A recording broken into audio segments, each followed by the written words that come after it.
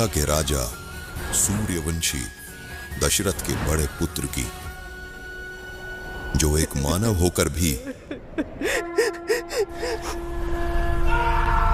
भगवान कहलाए। कौन है ये राम? जब वेदों में नहीं है राम नाम, तो आखिर क्यों रखा गया दशरथ पुत्र का नाम राम? महाराजा दशरथ, आपके बड़े पुत्र का नाम राम होगा।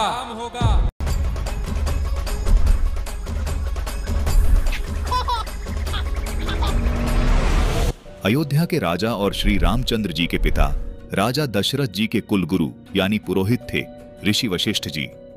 ऋषि वशिष्ठ जी राजा दशरथ जी के धार्मिक कार्यों में अनुष्ठान आदि भी करते थे, जैसे यजमानों के बच्चों के जन्म के समय धार्मिक अनुष्ठान करना, उनके बच्चों का नामकरण करना, उनके विवाह का शुभ समय बताना और यजमान के परिवार में मृत्यु के बाद उनका कर्मकांड करना। लेकिन दर्शकों, हम आपको बताना चाहेंगे कि ऋषि वशिष्ठ जी यह जानते थे कि पुरोहित का कार्य सही नहीं है, क्योंकि कर्मकांड करना और पुरोहित द्वारा की जाने वाली क्रियाओं को वे नीच कार्य मानते थे। आइए हम आपको इसके प्रमाण दिखाते हैं। रामचरितमानस उत्तरकांड दोहा 47 की चौपाई 3 देखिए, यहाँ लिखा है, महिमा अमिति वेद नहीं जाना, मैं कही भांति कहूँ भगवाना, उपरोहित्य कर्म अति मंदा, वेद पुराण सुमृति कर निंदा। हे भगवान, आपकी महिमा की सीमा नहीं है, उसे वेद भी नहीं जानते, फिर मैं किस प्रकार कह सकता हूँ? पुरोहिती का कर्म पेशा बहुत ही नीचा है। वेद पुराण और स्मृति सभी इसकी निंदा करते हैं। दर्शकों, रामचरितमानस की इस चौपाई से स्पष्ट है कि वशिष्ठ ऋषि जी ये पुरोहित का कार्य नहीं करना चाहते थे, लेकिन श्री वशिष्ठ ऋषि जी के पिता श्री ब्रह्मा जी ने वशिष्ठ ऋषि को अपनी अज्ञानतावश इस कार्य को करने के लिए राजी किया। ब्रह्मा जी ने कहा कि पुत्र, आगे इस सूर्य वंश में ब्रह्म परमात्मा अवतार लेंगे, तुम्हें उनके दर्शनों का सौभाग्य प्राप्त होगा, तुम्हारा यश बढ़ेगा तथा पुत्र तुम्हें बहुत पुण्य भी मिलेगा। दर्शकों, सोचने वाली बात है कि ब्रह्मा जी ने अपने पुत्र वशिष्ठ जी को ऐसा क्यों कहा? क्या ब्रह्मा जी विष्णु जी को ब्रह्म परमात्मा मानते थे? पहले हम आपको ब्रह्मा जी के ज्ञान से भी परिचित करवा देते हैं, क्योंकि ब्रह्मा जी श्री विष्णु जी को परमात्मा माने बैठे थे और यही अधूरा ज्ञान इन्होंने सभी को दिया। दर्शकों, ब्रह्मा जी के इस भ्रम का तब निवारण हुआ जब स्वयं ब्रह्मा जी ने विष्णु जी से यह सवाल पूछा कि हे विष्णु जी, आप तो स्वयं परमात्मा हैं, फिर आप किसकी भक्ति कर रहे हैं? तो देखिए श्री ब्रह्मा जी को विष्णु जी ने क्या कहा। श्री देवी भागवत पुराण में प्रसंग आता है कि एक समय व्यास जी ने श्री नारद मुनि जी से प्रश्न किया, मुने, आप बुद्धिमान हैं, मुझे यह बताने की कृपा कीजिए कि इस विस्तृत ब्रह्मांड के प्रधानकर्ता कौन है? इसके उत्तर में नारद जी ने कहा, हे व्यास जी, यही प्रश्न मेरे मन में उठा था। मैंने अपने पिता ब्रह्मा जी से पूछा था कि पिताजी, आप सर्वज्ञ हैं, कृपया बताइए इस सृष्टि का उत्पत्तिकर्ता कौन है? हम किस परमात्मा की भक्ति करें? कौन समर्थ भगवान है? मेरा प्रश्न सुनकर मेरे पिता तेजस्वी ब्रह्मा जी ने इस प्रकार उत्तर दिया, कहा कि देव ऋषि, मैं तुम्हारी इस बात का क्या उत्तर दूं? मुझे खुद नहीं पता कि मैं इस अगाध जल में कहां से प्रकट हो गया। कौन मेरा रक्षक है? मैं एक बार श्री विष्णु जी के पास गया था। मैंने देखा कि वे समाधि लगाए हुए बैठे थे। जब उनकी समाधि खुली तो मैंने प्रश्न किया, हे देवेश्वर, आप सारी सृष्टि के उत्पत्तिकर्ता, पालनकर्ता, सर्वेश्वर होकर भी किसकी भक्ति कर रहे हो? विष्णु जी ने उत्तर दिया कि मैं श्री देवी दुर्गा जी यानी भगवती शक्ति का ध्यान लगाता हूं, उन्हीं की पूजा करता हूं और मेरे ज्ञान में जितना मैंने अध्यात्म ज्ञान को समझा है उसमें श्री देवी जी से ऊपर कोई परमात्मा नहीं है, कोई समर्थ नहीं है। दर्शकों, यहां यह तो बिल्कुल स्पष्ट हो गया कि ब्रह्मा जी विष्णु जी को पूर्ण परमात्मा माने बैठे थे, जो कि गलत था, क्योंकि विष्णु जी ने स्पष्ट कर दिया कि मैं परमात्मा नहीं हूं, मेरी जानकारी में तो देवी दुर्गा परमात्मा है, उनसे ऊपर कोई नहीं है। इसका मतलब ब्रह्मा जी को पूर्ण ज्ञान नहीं था, इसलिए ब्रह्मा जी ने अपने पुत्र वशिष्ठ को भी यही अधूरा ज्ञान दे रखा था कि वे पूर्ण परमात्मा हैं और वो सूर्य वंश में जन्म लेंगे, जबकि विष्णु जी ने स्पष्ट कर दिया कि मैं पूर्ण परमात्मा नहीं हूं, मैं तो स्वयं देवी दुर्गा का ध्यान करता हूं। अब आपको यह भी सिद्ध कर देते हैं कि देवी दुर्गा भी पूर्ण परमात्मा नहीं है। आइए देखिए ये प्रमाण। दर्शकों, अब श्रीदेवी जी क्या बताती हैं इसके ऊपर भी दृष्टि डालते हैं। देखिए, श्रीदेवी महापुराण का 7वां स्कंद, देवी द्वारा राजा हिमालय को ज्ञान उपदेश। देवी दुर्गा जी राजा हिमालय को ब्रह्म ज्ञान का उपदेश देते हुए कहती हैं कि हे राजन, आप और सब बातें छोड़ दो। यहाँ पर स्पष्ट है कि देवी दुर्गा जी कह रही हैं आप सब बातें छोड़ दो, यानी मेरी भक्ति भी छोड़ दो। आप केवल ब्रह्म का ध्यान करो, उसका ओम नाम है, जिसके स्मरण से आप ब्रह्मलोक में चले जाओगे, जहां पर वह ब्रह्म रहता है। तो दर्शकों, देखा आपने, देवी दुर्गा जी भी स्पष्ट कर रही हैं कि पूर्ण परमात्मा तो मैं भी नहीं हूं, पूर्ण परमात्मा तो ब्रह्म है, जिसका ओम नाम है, जो ब्रह्मलोक में रहता है। दर्शकों, यहां तक ये स्पष्ट हो चुका है कि न विष्णु जी पूर्ण परमात्मा हैं और न दुर्गा जी पूर्ण परमात्मा हैं, यानी ब्रह्मा जी और विष्णु जी दोनों को नहीं पता कि पूर्ण परमात्मा कौन है।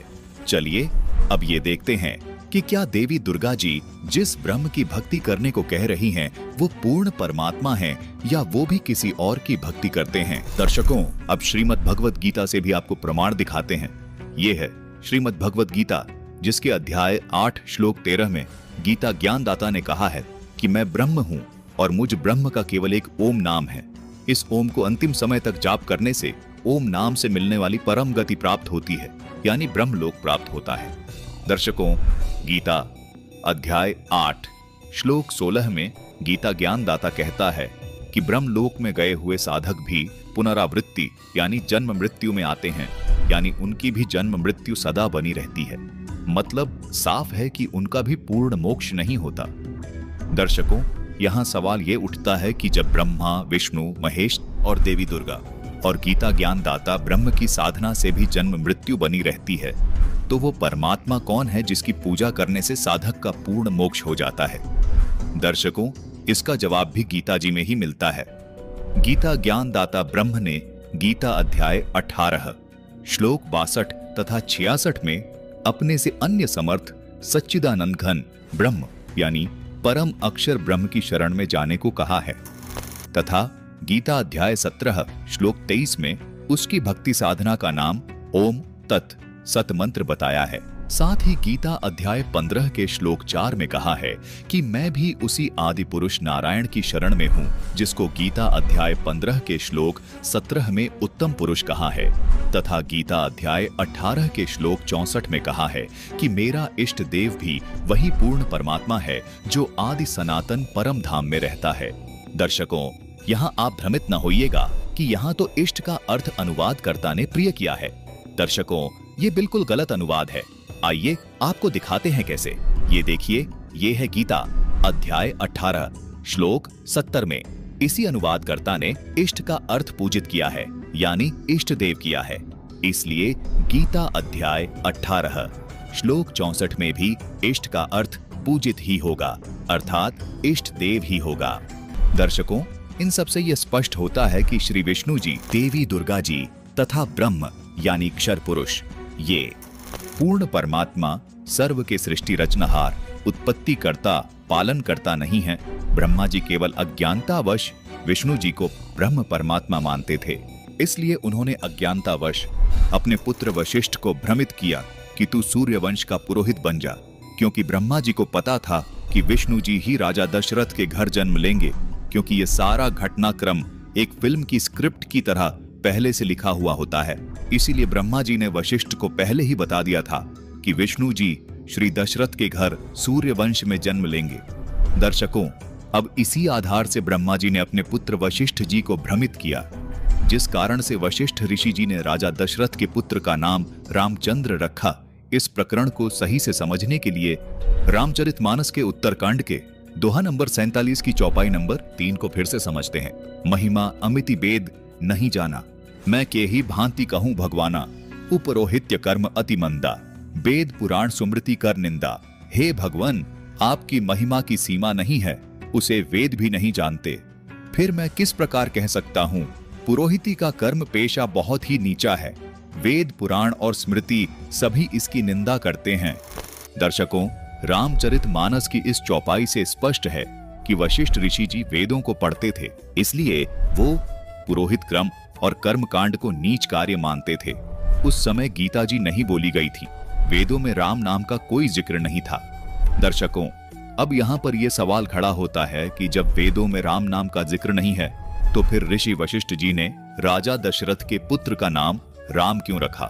दर्शकों, इसका उत्तर संत रामपाल जी महाराज ने अपने सत्संग प्रवचनों में इस प्रकार बताया है कि कबीर परमात्मा चारों युगों में आते हैं और अपना यथार्थ ज्ञान ऊंची ऊंची आवाज में बोल बोल कर सुनाते हैं। सूक्ष्म वेद में वाणी है कि सतयुग में सत सुकृत कह टेरा, त्रेता नाम मुनीन्द्र मेरा, द्वापर में करुणामय कहाया, कलयुग नाम कबीर धराया। दर्शकों, जो ज्ञान कबीर परमात्मा ने कला युग में आज से 600 वर्ष पहले बोलकर सुनाया था, यही ज्ञान उन्होंने सतयुग, त्रेता युग और द्वापर युग में मनु जी, वशिष्ठ जी और अन्य ऋषियों को भी सुनाया था। भाषा चाहे संस्कृत हो या स्थानीय, लेकिन वाणियां यही होती थी। जैसे राम नाम रटते रहो, जब लग घट में प्राण, कभू तो दीन दयाल के, भनक पड़ेगी कान। कबीर परमात्मा सत सुकृत रूप में, मुनीन्द्र रूप में, करुणामय रूप में सभी को ये बताते थे कि वास्तव में आदि राम कबीर साहेब जी हैं, जिनको वेदों में कबीर देव कहा गया है। हर युग में कबीर परमात्मा ने अलग अलग रूप में आकर अपना ज्ञान वाणियों के माध्यम से बताया है, वास्तविक राम का भेद उजागर किया है। ऋषियों ने राम नाम की महिमा को तो खूब सुना, लेकिन विश्वास नहीं किया कि आदि राम कबीर देव है। मनु और ऋषि वशिष्ठ जी को भी परमात्मा कबीर जी ने आदि राम का भेद बताया था।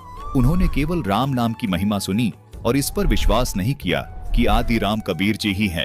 आपको प्रमाण के लिए सूक्ष्म वेद से वो वाणियां दिखाते हैं जो कबीर परमात्मा ने चारों युगों में प्रकट होकर ऊंचे ऊंचे स्वर में बोल बोल कर सुनाई हैं। राग बिलावल अध्याय शब्द नंबर 21। अभिगत राम कबीर है चकवय अविनाशी, ब्रह्मा विष्णु वजीर हैं, शिव करत खवासी, इंद्र कोटि अनंत हैं, जाकय प्रतिहारा, वरुण कुबेर धर्मराय ठाड़े दरबारा, 33 कोटि देवता, ऋषि सहंस 88, वैष्णव कोटि अनंत हैं, गुण गावें राशि, 9 योगेश्वर नाद भरें, सुर पूरें संखा, सनकादिक संगीत हैं, अविचल गढ़ बंका, शेष, गणेश, सरस्वती और लक्ष्मी राजय, सावित्री गौरा रटें, गण संख विराजय, अनंत कोटि मुनिसाध हैं, गण गंधर्व ज्ञानी, अर्पें पिंड रूप्राण को जहां संखों दानी, सावंत शूर अनंत हैं, कुछ गिनती नाही, जति सती और शीलवंत, लीला गुण गाही, चंद्र सूर बिनती करें, तारा गण गाढ़े, 5 तत्व हाजिर खड़े, हुक्मी दर ठाड़े, तीर्थ कोटि अनंत हैं और नदी बिहंगा, 18 भार तोकू रटे, जल पवन तरंगा, अष्टकुल्ली पर्वत रटे, धर अंबर ध्याना, महताब अग्नि तोकू जपे, साहिब रहमाना, अर्श कुर्श पर तेज है, तन तबक तिराजी, एक पलक में करत है, सो राज बिराजी, अलख बिनानी कबीर को रंग खूब चबाया, एक पानी की बूंद से संसार बनाया, अनंत कोटि ब्रह्मांड है, कुछ वार न पारा, लख 84 खान का तू सिरजनहारा, सूक्ष्म रूप स्वरूप है, बहु रंग बिनानी, गरीब दास के मुकट में हाजिर प्रवाणी। दर्शकों, कबीर परमात्मा ने इन वाणियों को हर युग में ऊंचे ऊंचे स्वर में बोलकर सुनाया और अपनी महिमा यानी परम अक्षर ब्रह्म यानी सच्चिदानंद घन ब्रह्म की महिमा को राम शब्द बोलकर बताया। कबीर परमात्मा कहते थे कि सर्व का पालन करता केवल अविगत राम है, यानी आदि राम है। वही वास्तव में अविनाशी है, वही शत्रुओं का नाश करने वाला है, पाप नाशक है और सबका साथी है। शुभ लक्षणों से युक्त वही राम है। हर युग में ऋषिजन कबीर परमात्मा से राम नाम की महिमा इसी प्रकार सुनते आ रहे थे और परमात्मा को राम के नाम से जानने लगे थे। दर्शकों, अब हम उसी प्रसंग पर वापस आते हैं कि राजा दशरथ के चारों पुत्रों का नामकरण कैसे हुआ। देखते हैं रामचरितमानस के बालकांड के दोहा नंबर 196 की चौपाई नंबर 1 से 4 तथा दोहा नंबर 197। मन संतोषे सबन्हि के जहम तह देहिम असीस, सकल तनय चिरजीवहु तुलसीदास के ईस। राजा ने सबके मन को संतुष्ट किया। इसी से सब लोग जहां तहां आशीर्वाद दे रहे थे कि तुलसीदास के स्वामी सब पुत्र चारों राजकुमार चिरजीवी दीर्घायु हो। कछुक दिवस बीते एहि भांति, जात न जानिय दिन अरु राति, नामकरण कर अवसरु जानी, भूप बोली पट्ठे मुनि ज्ञानी। इस प्रकार कुछ दिन बीत गए। दिन और रात जाते हुए जान नहीं पड़ते। तब नामकरण संस्कार का समय जानकर राजा ने ज्ञानी मुनि श्री वशिष्ठ जी को बुला भेजा। करी पूजा भूपति असभाषा, धर्य नाम जो मुनि गुणी राखा, इन्ह के नाम अनेक अनूपा, मैं नृप कहब स्वमति अनुरूपा। मुनि को पूजा करके राजा ने कहा, हे मुनि, आपने मन में जो विचार रखे हों वे नाम रखिए। मुनि ने कहा, हे राजन, इनके अनेक अनुपम नाम हैं, फिर भी मैं अपनी बुद्धि के अनुसार कहूंगा। जो आनंद सिंधु सुखरासी, सीकर तेन त्रैलोक सुपासी, सो सुखधाम राम असनामा, अखिल लोकदायक विश्रामा। ये जो आनंद के समुद्र और सुख की राशि है, जिस आनंद सिंधु के एक कण से तीनों लोक सुखी होते हैं, उन आपके सबसे बड़े पुत्र का नाम राम है, जो सुख का भवन और संपूर्ण लोकों को शांति देने वाला है। विश्व भरण पोषण कर जोई, ताकर नाम भरतस होई, जाके सुमिरन तेम रिपुनासा, नाम शत्रुहन वेद प्रकाशा। जो संसार का भरण पोषण करते हैं, उन आपके दूसरे पुत्र का नाम भरत होगा। जिनके स्मरण मात्र से शत्रु का नाश होता है, उनका वेदों में प्रसिद्ध शत्रुघ्न नाम है। लच्छन धाम राम प्रिय सकल जगत आधार, गुरु वशिष्ठ तेहि राखा लक्ष्मण नाम उदार। जो शुभ लक्षणों के धाम श्री राम जी के प्यारे और सारे जगत के आधार है, गुरु वशिष्ठ जी ने उनका लक्ष्मण ऐसा श्रेष्ठ नाम रखा। दर्शकों, जैसा कि आपने इन चौपाइयों में देखा कि वशिष्ठ ऋषि जी ने तो जो वेदों में परमात्मा के गुण है, उनके आधार पर ही चारों पुत्रों का नाम रख दिया। राजा दशरथ के ज्येष्ठ पुत्र का नाम रामचंद्र रखा, जिनको राम नाम से जाना जाने लगा। दर्शकों, हम आपको पहले भी स्पष्ट कर चुके हैं कि परमात्मा स्वयं ऋषि रूप में सत सुकृत नाम से सतयुग में प्रकट हुए थे। तब उन्होंने सभी को सूक्ष्म वेद का ज्ञान बताया था। ये ज्ञान वही ज्ञान था जो परमात्मा कबीर जी ने संत गरीबदास जी को भी सन 1727 में बताया था। संत गरीबदास जी ने अपनी वाणी में यानी अमर ग्रंथ सूक्ष्म वेद में लिखवाया है कि गरीब ऐसा राम अगाध है, अविनाशी गहर गंभीर, हदि जीवों से दूर है बेहदियों के तीर। गरीब ऐसा राम अगाध है, बेकीमत करतार, शेष सहंस पुण्य रटत है, अजहू न पाया पार। गरीब ऐसा राम अगाध है, अपरंपार अथाह, उर में कृत्रिम ख्याल है, मौल्य अलख अल्लाह। गरीब ऐसा राम अगाध है, निर्भय निश्चल थीर, अनहद नाद अखंड धूनी, नाड़ी बिना शरीर। गरीब ऐसा राम अगाध है, बाजीगर भगवंत, निरसंध निर्मल देखिया, वार पार नहीं अंत।